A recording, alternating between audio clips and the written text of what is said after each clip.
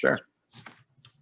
Hi, my name is Ozzie Jurock. I'm the host of OzBuzz, where we interview eclectic and successful people in and around the real estate umbrella. And today I'm really pleased to have with us a very unique specialist who specialized on high-end luxury properties.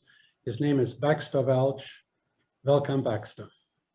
Welcome. Thank you very much for having me there, Oz. Excited to be here. I look forward to talking to you. You have a team of 5. You've been at this for some 8 years, and you probably have a chance to see some of Vancouver's most known people every day. Yeah, including you. Yeah, no, it's been an interesting ride for sure. When I first got into the business, it was definitely more just renting for 1 bedrooms, 2 bedrooms, etc. And then as kind of business progressed and stuff, yeah, you start entering into some interesting lease contracts, and you're meeting with interesting individuals who happen to own plenty of property here in Vancouver, etc. So you start running into some call it interesting characters and individuals that obviously are pretty reputable here in Vancouver. So it's been a both good and bad, I presume. Plenty of stories on each. So depending on how long this goes for, I'm happy to get into both, but I'll leave out names. But the big thing is we always see real estate statistics, right? The numbers come out from the board, yes. And these generalizations, vacancy rates are 2%, and really when you drill down in, for instance, the purpose-built rental building have a much higher vacancy rate, that you can't generalize it, but particularly in your field, where independent owners make independent decision on multi-million-dollar properties, you can't really generalize. It's a totally different conversation. So yeah, like I'll get people who will walk through and be like, oh, I heard interest rate, or like vacancy rates are at 0.9%. Well, that's true, but I mean, again, to your point, it's just like, well, if I'm an apartment building complex, that might very well be the case, but that's a very specific kind of property that we're dealing with. And to your point, when we're walking through a place that's $3 million at the Shangri-La in downtown here in Vancouver, there's a different market. It's a different kind of rent, it's a different kind of clientele, and you definitely as an agent have to almost kind of bridge that gap between kind of perception and reality. And unfortunately, with how the news works, a lot of the time it just goes completely unreported. And so you almost have to, just kind of educate them, and the gap can be quite large at times between where people thinking the market's at versus where it might actually be. So I guess both on the side of the seller and the side of the buyer. 100%. The seller has expectations and. Oh, 100%. Yeah. Well, and the rental market in general, with whom I deal with, I mean, so many of the people I'm running into are people who have just sold. They've just had an experience within the sales market.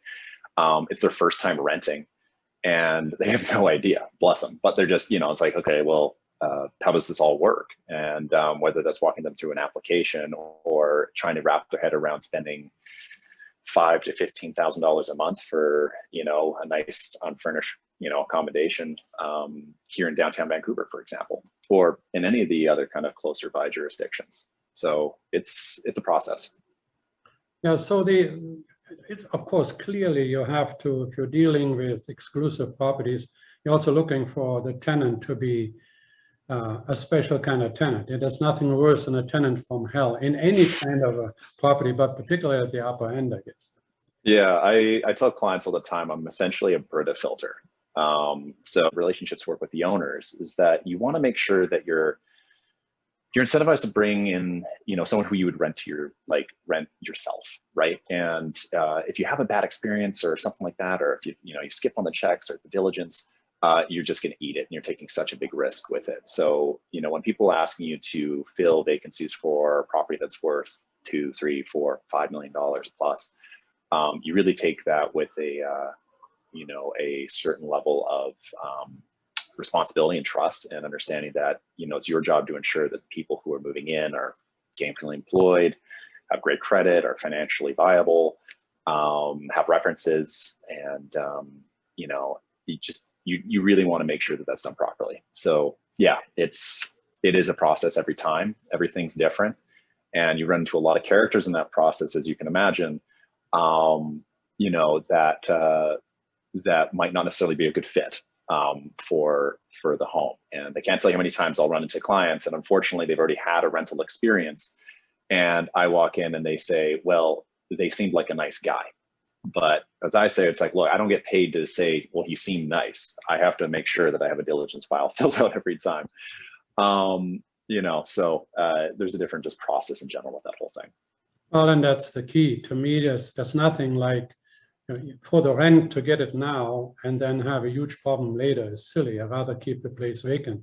In my rental properties, I'd rather have it vacant 2 months to get the right person there for a long time, because we all have been there, even at the lower end. I mean, so, okay, so, you know, has the province with its speculation tax and Vancouver with its vacant home tax, has that brought in new rental properties for the absentee owner, or particularly the overseas owner, that all of a sudden are faced?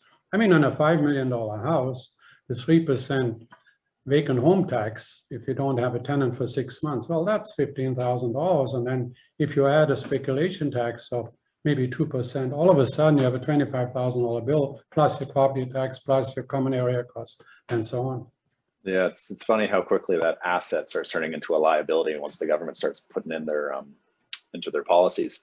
Yeah, no, it's been interesting. I think at first I mean, I hate getting political, but you know, a lot of the like anything, I feel like a lot of these policies are kind of like feel-good policies. You know, to a degree, it's not to say that they don't completely work, but you know, I feel like foreign buyers tax, or like vacancy tax here in Vancouver, for example. You know, everyone wants to make sure that there's a healthy rental supply. And what ends up happening, of course, with this taxation is like it kind of gets the low-hanging fruit. And I think it's done its job to the degree that it can. You know, I think the vast majority of people were in compliance last year. We're talking about a very small percentage of individuals who are opting to have their place go vacant. And within that percentage, I'm sure there's a variety of kind of special circumstances in there, because to pay, as you can imagine, some significant, you know, tax burdens beyond your property taxes every year and all the other costs associated with holding on to property, it makes no sense, right? And so I think a part of that taxation did end up it shook some property out onto the market, but I really don't think I mean, speaking from experience, like there wasn't this like plethora of property that just kind of came online and was like, oh my God, this is so easy now. Because the vast majority of people, especially like if you own, like, call it an asset that, you know, you bought a future development property, for example, a corner lot on Canby Corridor or something like that. I mean, you're waiting for permits for a couple of years anyways. The property's not exactly the Shangri-La or the Hotel Georgia or whatever.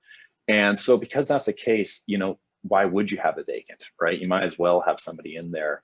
And so, you know, only in specific circumstances would I say that that's kind of worked. And certainly from it going from, call it 1% to 2% to now like 3%, you're not really getting, you know, additional people coming to compliance, because the people who are paying, I think, is like a one-time thing anyways. And we're certainly not getting a huge inventory load as a result of the taxation. I would say, just as a snippet, but the reason why we have the rental compression and the issues surrounding with, you know, how expensive rents are, et cetera, has more to do with the general supply.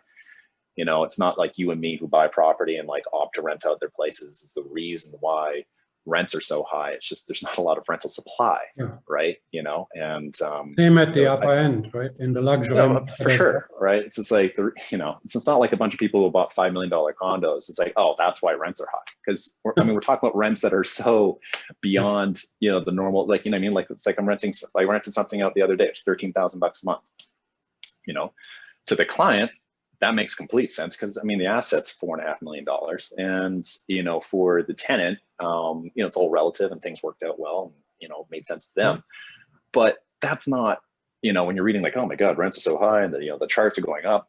That's not what's really impacting, you know, the numbers, because that doesn't even get counted, right? It's kind of like a separate market altogether. And so, of course, those people end up paying for the policies that, you know, get implemented here, and I don't want to throw names or issues. Is that what you see in general, that rents are higher than they were, say, a year ago or 2 years ago?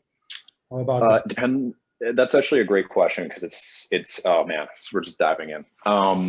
So yes, no, and maybe.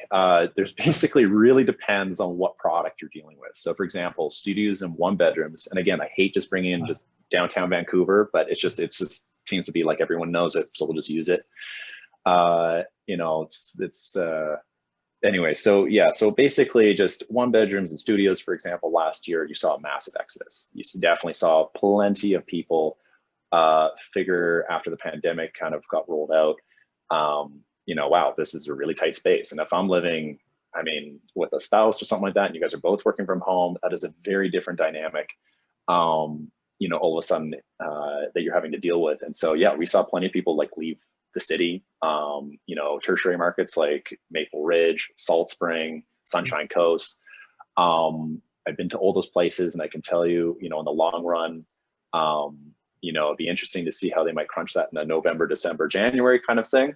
Don't get me wrong, beautiful places to be in the summertime, but there was definitely, you know, a big shift. And so then we saw, interestingly, 2-bedrooms plus dens, and 3s really kind of come into their own. People were justifying spending a little more, and of course having to compete, and thusly also bringing up pricing a bit for those kinds of that kind of product because of that extra space. And you know, obviously they're not having to, you know, go into work. There's less costs involved. You know, there's a variety of reasons why they're able to kind of justify that. Work was also compensating them from having to work from home.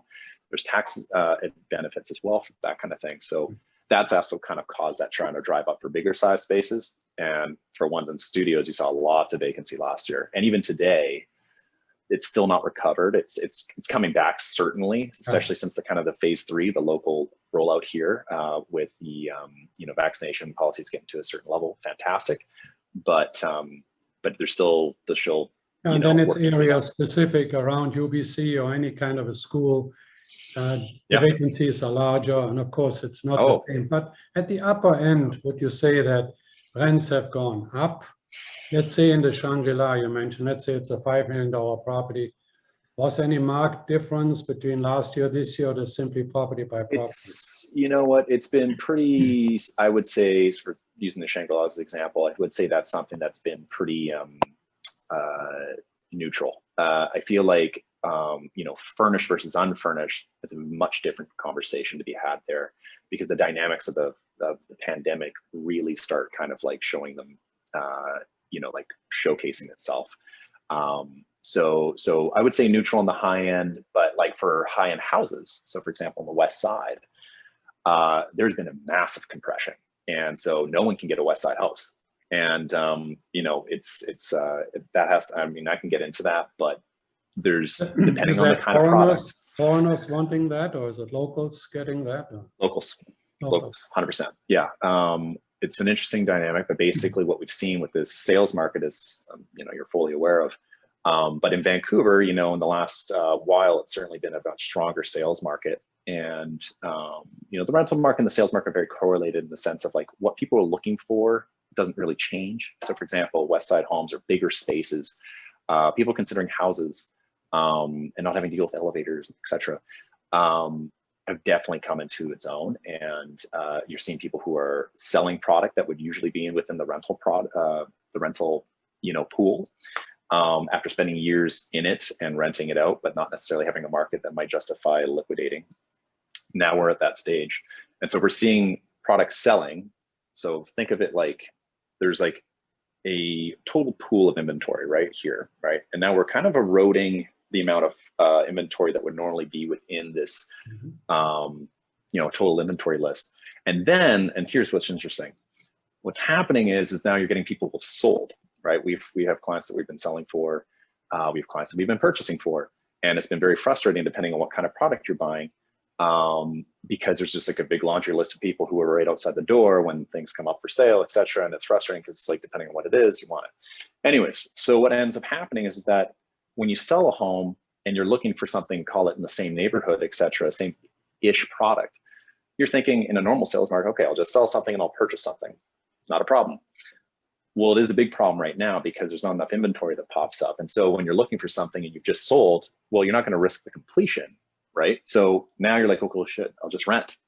And so if you go and rent, you would normally think there's plenty of places out there for me, no problem, except there's not. So because everyone's doing that. And so now, yeah, plus you're competing with the existing kind of historical rental pool of people who would normally be renting and not buying. And so you're having people who are entering into the market that historically were never there.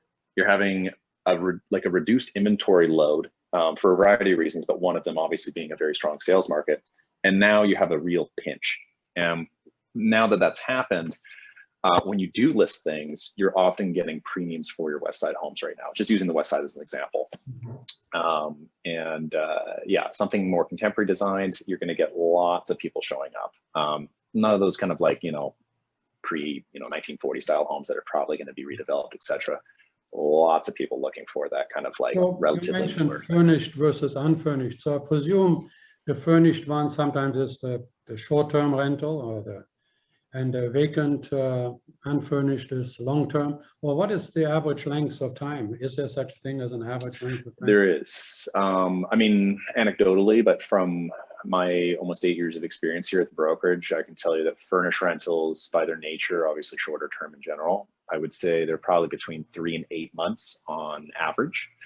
And again, it skews between depending on the kind of product that you're renting out. So, for example, a furnished house might skew a little more towards a corporate relocation with a family that's being popped on over, from one locale to another. Whereas because we've just been beating the Shangri-La to a dead horse situation here, let's use the Shangri-La. That'll be something where it's like, hey, I was in the market for maybe a hotel, but I'm going to be here for like 3 months, 2.5 months. I'm here on some sort of work situation, or maybe I'm here on some sort of just even visiting or tourism, etc.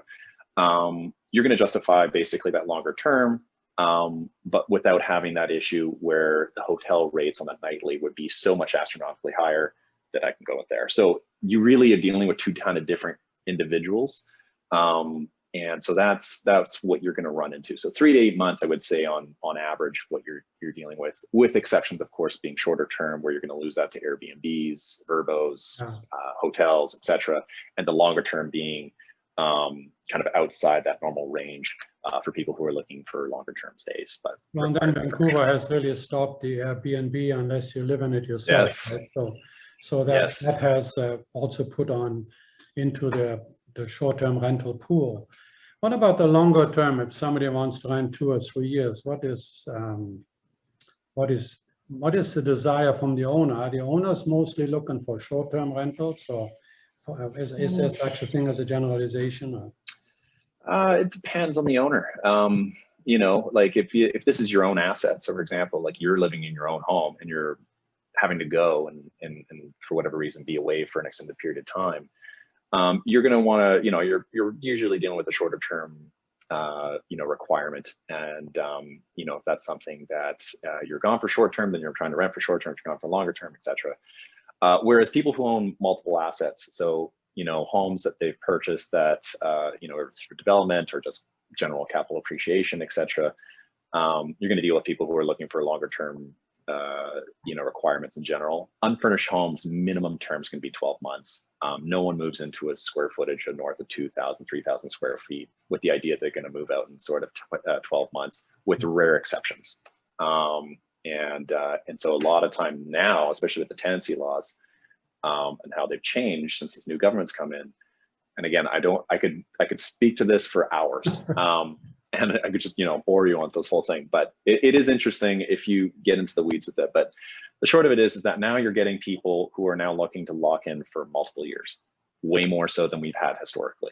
And so you're getting lots of families who are saying, you know what, I've just been kicked out of my place because the place has been put up for sale and the buyers are looking to move in. Demolition permits have come through. A variety of things have occurred where basically there's been an interruption to my enjoyment, etc. But within reason. Yeah. And so now I'm going to need to move. I got kids going to a school catchment. I want to stay around, etc. And so people are locking in for 2 to 3 years if they can find something that's going to work for them. And I'm seeing that way more now than I ever have. What government? I don't want to put you on the spot, but what landlord issues with the tenancy branch in particular? You think is it harder to move people in and out, or what is exactly is?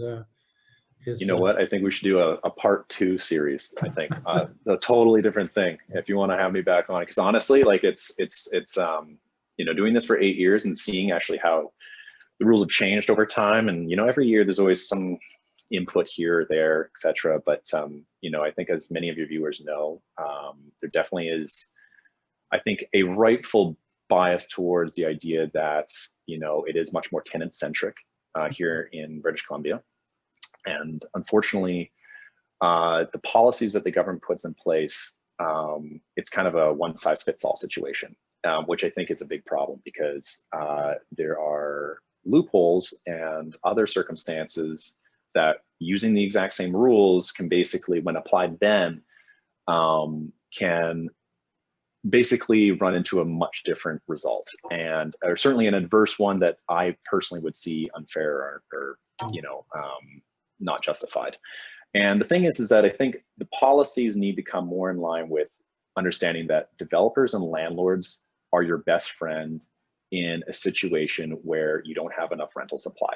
Sure. And making their lives, I mean, I know it's simple, but like, I mean, who wants to be a landlord when you look at the multitude of taxes? You know, I mean, not just on the luxury, sure, in any market. You know, we had a condo at $800,000 condo on Cambie Street, had 22% in taxes by the time the development fees and everything was included. I mean, the government has it's the biggest one with their hands out almost everywhere. Well, so the longer term tenant, then also you need a lease, right? Yes. I think there's a lease, if it's over 3 years, it even has to be registered at the land registry office. Is that correct?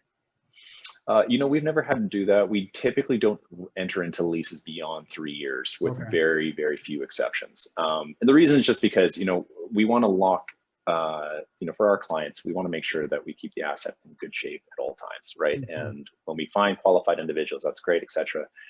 But when we start doing kind of like 4 or 5 year leases, which, you know, sometimes you'll get an exception. So for example, like consulates are a perfect example. Yeah. They're here on diplomatic missions. I deal with a lot of them. And but they generally have a clause that they can move. They do.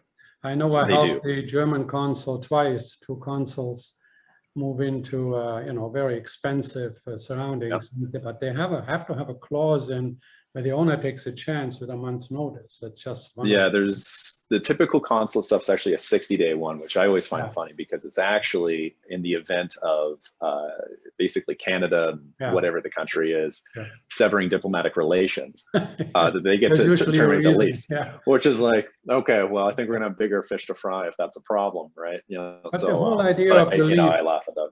The lease, you have to have an expert structural long-term lease. You have to certainly have to have an expert do a furnished rental lease. I mean, the whole thing, there's a lot of work involved. You have to walk through everything and put everything down in writing, isn't it? Well, that's where we come in, right? It's making sure that the landlords are protected effectively. One of the things I run into a lot is two issues, specifically when I'm dealing with the landlord who's maybe done it themselves before. One is that they don't protect themselves at all. So they just sign a lease, that's it. And you're like, there's a lot of other terms that perhaps you might want to kind of specify out that are importantly, you know, legal within the framework of the Tenancy Act here in British Columbia. And it will blow you away how many times I either get people who just haven't done a lease or have done one, but like insufficiently. Sure. And so then we come in and then obviously, you know, rectify the situation. The other one I run into a lot of, which is also kind of an interesting aspect, is landlords that basically enter into lease agreements, but with incredibly convoluted addendums that basically get into the weeds of everyday life that effectively are not enforceable within the Tenancy Act confines. And so what we do is basically ensure that the landlord is as protected as possible, but within the confines that are actually enforceable in the event of there ever being an arbitration or a dispute between ourselves and the tenant. And so that's the trick. There are a lot of arbitrations at the upper end. It's not common. A lot of that has to do with our screening process. You know, not to toot our own horn, but you know, it's not something we run into often, I would say. But it is something that we run into enough where I've been through enough to understand where the trip ups happen. You know, when a tenant might have an opinion about how things should be versus how things are. Sometimes there requires to be a bit of a bridging of that gap I've been talking about. And you know, so long as you have everything documented down, I mean, the onus for the landlord in an arbitration is so it's so high. So what the issue, I think one of the bigger things, and again, come, invite me back for a second part series of like a 10-part thing here. But with the problem with a lot of this stuff, as far as the Tenancy Act is concerned for landlords, is that it basically requires the landlord to know the absolute ins and outs of how the rules work. And it's kind of like in baseball, you know, how a tie goes to the runner. Well, in the Tenancy Act, if you don't have everything put together, tie goes to the tenant. And in many cases, that can be a very costly tie. Yeah. So, depending on what we're talking about. So, yeah, there's definitely some things that I would love to like get on the groundwork for some sort of framework of, ways in which we can kind of constructively edit perhaps the Tenancy Act. We continuously at the Real Estate Action Group, we get owners saying, you know what, I didn't realize this guy really, broke my fridge, he did this, he disturbed the floors and whatnot, but I didn't give him proper notice afterwards in writing. And so now I didn't do it within 15 days. So now he gets his deposit twice back, right? And he thought it was very unfair. 15-day rule. That's right. Perfect example. It might be very unfair, but you've got to know these rules. And I think that's why we need a professional like yourself. I would particularly imagine at the upper end that sort of looks after all of these clauses. And because not every landlord you may be a fabulous guy or girl at their job and make hundreds of thousands of dollars, doesn't mean they need to be an expert, in the legalities of landlord and tenant ownership. Let me ask you something. So let's say the couple that has $5,000 to $6,000, what could they get for that in Vancouver today a month? Well, the common joke is not much, but it really it depends on, it all comes down to product, right? $5,000 or $6,000 can get you a very nice 2-bedroom in Vancouver. Again, you say very nice, like at the Shangri-La or some major building? Yeah, something like that. Yeah, so basically a hotel residence. I feel like we're plugging the Shangri-La like crazy here, but like, yeah, it's, that would get you something fairly nice, certainly for like a 2-bedroom. You would be looking at furnished 2 bedrooms as well within that price point. That would be also quite nice. How many square feet about? Ballpark? It really kind of depends on the building. And again, I was getting into this a little bit with you prior, but just, when we're going to purchase units on behalf of our clients and stuff, like the conversation always comes up about like, okay, if I buy this and it's for an investment, I'm looking to rent it, obviously. If I'm looking at building A and building B downtown, there can be a big difference between what either one would rent for the exact same square footage, based on the cachet. The address, maybe the cachet. Yes. Yeah, exactly. Like, you're like going to get Georgian hotel, the Georgian hotel, or the some of these major names in the city. Yeah. For sure. Yeah. And then there's like, it's like, okay, well, what does a place in Cole Harbor rent for? I can't tell you how like crazy vague that question is, because it just like, unless we're talking about specifically like what is 1717 Bayshore rent for, or what is 1616 Bayshore go for? And even though those are two very, very close residences, there is a bit of a gap between those. Is it north face? Is it away from the streets? Is it looking onto the water? Is it there's so many things that go into the price point. 6,000, you have maybe 1,500 to 1,500 or so square feet or more. Yeah, right around there. I would say plus minus 200 to 300 square feet north to south of town. Let's say I go a little higher. Let's say we now feel richer and it's somewhere between 7,000 to 9,000. What can I get? When you've made a few more shekels, yeah. So that's when you're going to start getting into like in Vancouver. It's such an interesting situation because for the rent, you're actually getting yourself into some incredible. Like if you were to purchase something, it might cost you $6 or $7 million, but that same rent is actually between, call it $7,000 to $15,000. So if you're looking at what your monthly bank obligation would be to acquire something, call it $6-7 million, it pales in comparison. When pros with the same thing, when you're saying, okay, well, I can rent this thing for $9,000, and I don't, what's the opportunity cost with all my other liquidity, right? Well, I can put that capital to use elsewhere, etc. Is the mortgage covered? You mean? Is that no? Yeah, exactly. Gone are those days. In Vancouver, I want to say right around 2014-15 was right around the cutoff of where we saw prices go well beyond, or at least beyond where we could justifiably rent our places out and cover for all the like the more prototypical thing you might see in like a different market. So for example, like if you were in like Squamish, you might be able to rent out for enough just to cover for property taxes, maintenance fees, etc., the overall cost, the interest, etc.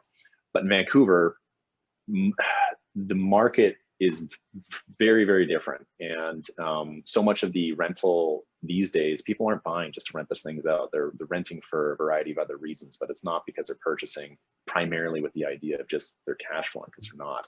So if I had $8,000 or $9,000, I can get a substantial good deal. Yes, yeah, sorry. Better than say, yeah. Better than say if I bought it and then by the time I'm in the common area cost, I've seen some of them at 20 grand, or the taxes in the 20,000 range. So when you add all the costs, it isn't just a mortgage that it might be expensive. I mean, clearly, if I bought something for 7 million, put 2 million down, that $5 million mortgage has a hefty 14, 15, $17,000 or more mortgage payment, even though you can get the mortgage at a very low rate. Yeah, absolutely.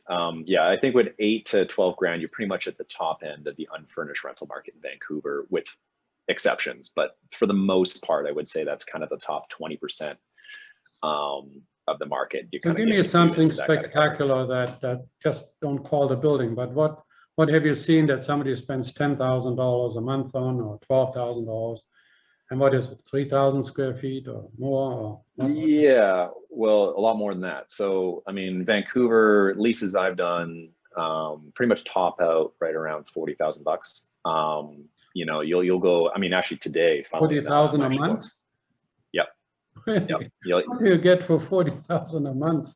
A hotel? Well, see, your face says it all. That's the thing, right? So often I get people who are like, they'll show up to a place, or we'll be talking and be like, well, who rents $25,000 a month or whatever? But everyone comes from different circumstances, and again, it's all relative. So I would say that whole same conversation, right? Like, you get people who are like, okay, well, who would buy a place for $8 million? But there's plenty of places in Vancouver where that's the case, right? But that same conversation, it's like they're paying way more than call it $25,000 a month, right? And but people are like, oh wow, man, that's so high. But relative to what you're getting yourself into, and for the convenience factor and what you're here to do, etc., a lot of time it makes a lot of sense. I'm going actually to a place today that's well north of $50,000 a month. For a very specific client, but that's you'll run into those circumstances where someone needs to have a place for a certain amount of time. Would that be a house or a condo? That would be a house, yes. But to your point, downtown rentals go up to $25,000 to $35,000 for sure.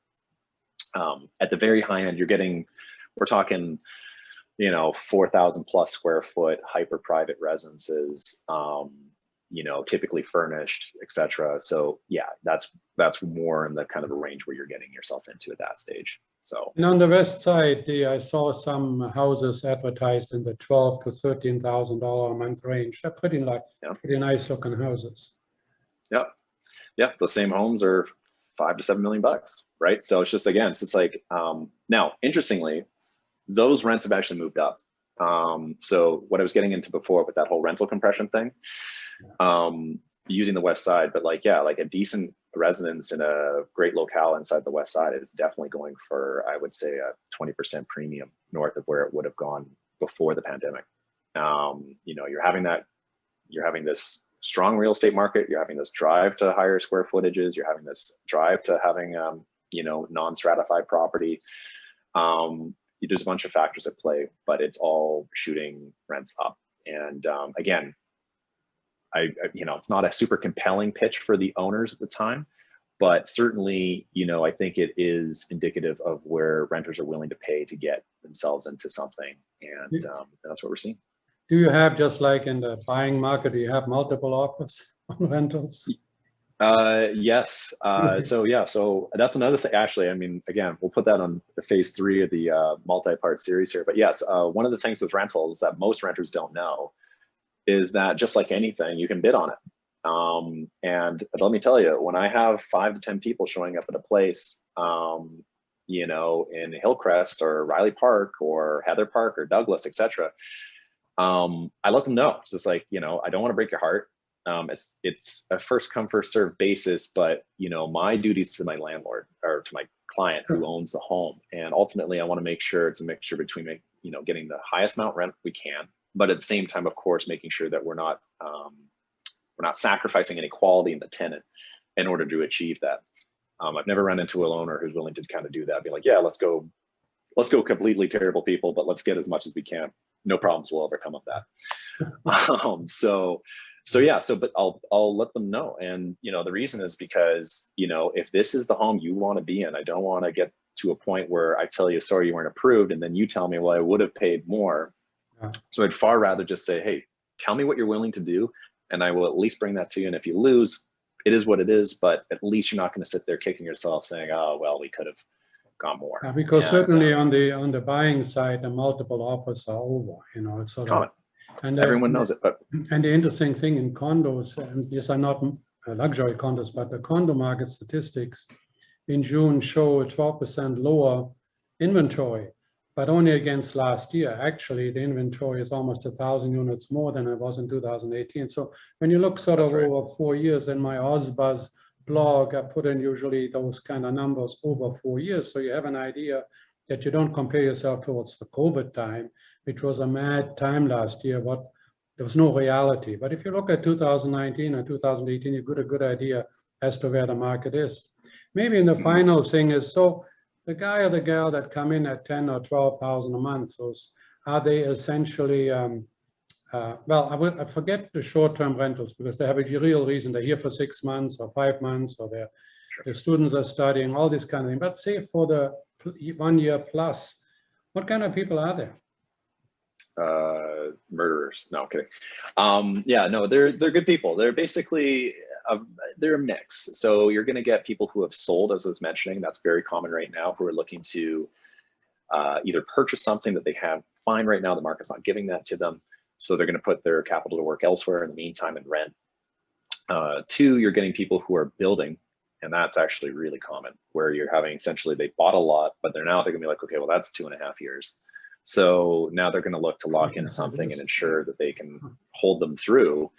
But at the same time, they're looking to rent something that's not going to be a super big drop down from their current lifestyle. So the aesthetic of the home, so something that's 12 or 13 grand, something newer, contemporary style, is much more in demand than something that would be, call it not that. And so that's how you can kind of have these micro markets that would occur for very specific product that are really heavily bid on. And so those are 2 of the main primary ones. You also have people who just rent for whatever reason. A lot of entrepreneurs who opt to have the vast majority of their capital tied up in operations that they feel totally comfortable with. Millennials speculate in Bitcoin, So. For sure. But, the first sign of Bitcoin, I usually go for the hills. I can't tell you how many people I get who are like, oh yeah, I'm in crypto, blah, blah, blah. And to me, that's just code for bad credit. It's something there. Ultimately, I find that crowd, when you're dealing with people who are coming through on a daily basis, I deal with 15 to 30 people a day, right? And I work 7 days a week. So you start running into a certain crowd where you realize, are they trying to sell me on them, or am I just getting interesting answers back, right? And a lot of the time I find, depending on the crowd, they're trying to tell you about how they can totally prepay this whole thing, but they won't, or something like that. And the reason why they're actually doing it is because, lo and behold, CRA is looking for them, or they haven't paid a bunch of bills, or something like that. So you're sort of the buffer in between the owner and the tenant. It's the Brita filter. Because in the end, they're all going to point the finger at you. He made me do this, right? So you have. Yeah. No, exactly. Well, and then when I'm having conversations with owners, right? It's just like, well, did you get an application? Yes. All right, let's walk through it. Why are they moving? Who are they? How much do they earn? Where do they work, etc. And if I don't have tangible answers for that, or I basically have to rely on the tenant to tell me that, like, I'm not going to be sitting there pitching to an owner ever being like, oh yeah, absolutely. Because it's not someone who I would rent to. And that's kind of the standard. I think that's it's the same at the lower end. I rent units out in Surrey, and we have brand new buildings, and we just rented 1,000 square foot unit for 2,400. It's probably expensive for 1,000 square feet in Surrey, but has a great view and all that. But I'd rather leave it empty, as I said earlier, than have the wrong person in there, right? I mean, I want to know. But not empty for too long. Sorry? Right? That's the thing. It's like, but not empty for too long. Yeah, no, right? because it's no, not for too long, but you want to have the research done. I think, for sure. this has been a great show. We're going to put the website, and can we put your contact information as well? Is that okay? Absolutely. We'll put that right down problem. below if you look there. Of course, please, if you enjoyed this podcast, I thought it was fascinating myself, put on the subscribe button, put on the push the bell, push the like button. And I am so excited to have had the chance to talk to you. We've been trying to do this for a while because it is a different world, but it's a world that is really exciting, and it's good to have an expert out there. Thank you very much. Anytime, boss.